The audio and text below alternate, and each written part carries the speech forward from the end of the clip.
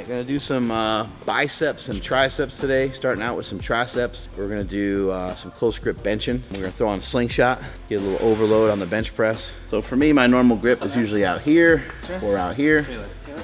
And so I'm just gonna try to go about in here today, and I might creep out at some point if it hurts my elbows, but we'll try to stay strict, stay on the smooth part here.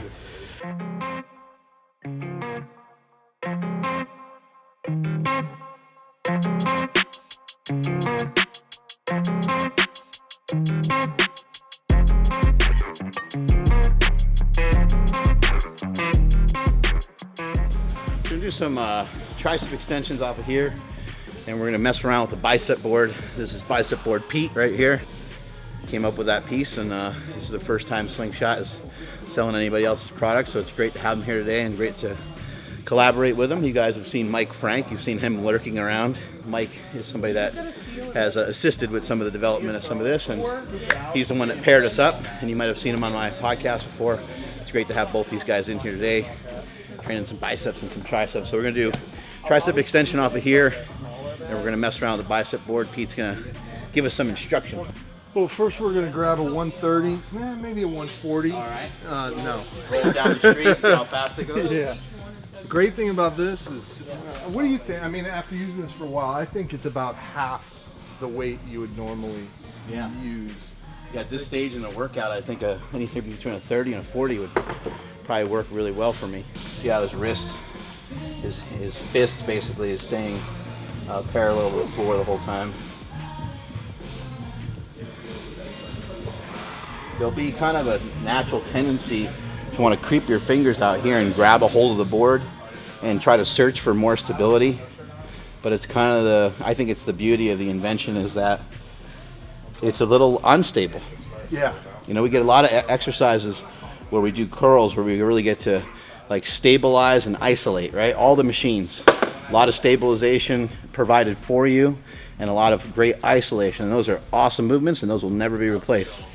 So this is fantastic. This is taking out some of that stability, giving you some instability. It's going to engage your core. Because the weight is coming out in front of you out here, you got no other choice but to kind of flex your stomach. Rather than, you know, with a regular curl, you can keep the weights really close to your body the whole time if you wanted to. There are some exceptions where people like to come up and turn them out a little bit.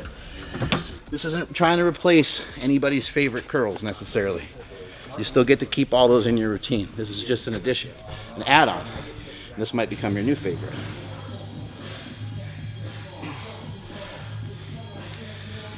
I know everyone talks about like trying to get a pump or trying to squeeze. But I mean, you can do something similar. You know, if you just grab a dumbbell, you can kind of go in here like this.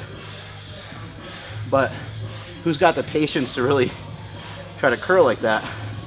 That piece is providing that for you, and you get to really lock it in the whole time. And for those of you that haven't been lifting very long, it's actually really hard to even figure out how to get a pump. I remember when I was first started training, I couldn't even figure out how to flex my arms at all. And my coach or somebody would come over and they'd hit me on the arm and they'd say, hey, flex your bicep when you're doing your curl. And I was like, well, I don't know how to, you know? And so in the beginning, it's very difficult. If you're a beginner lifter and you don't know how to flex, this is gonna kind of idiot-proof that for you, because you kind of have to flex throughout the range of motion because you don't need a big weight. A lot of times when we're going to curl a big weight in the gym, we're kind of using everything that we got to be able to curl it. In this case, you're cutting the weight in half. You have a shortened range of motion. It's gonna be easier for you to be in contact with how you're supposed to flex your muscles.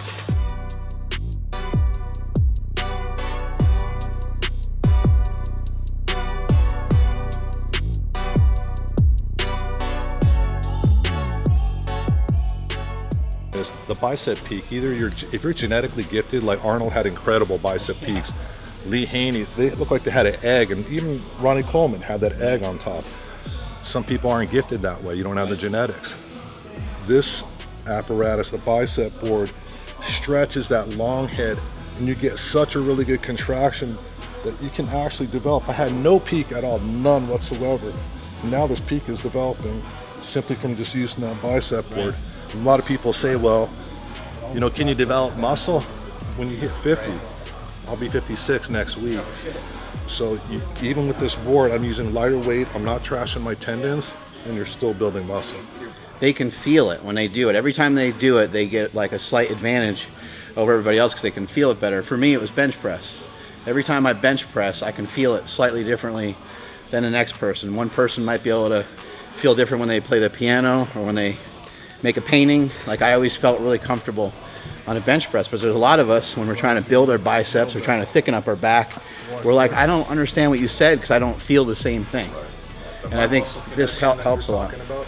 Your concentration, like within the first minute, you noticed right away, I was watching your focus, you were looking down at that, and you were just saying that the pump that you got from that workout alone, I was just like, I mean, that was phenomenal. It's just a prime example of what we were shooting for.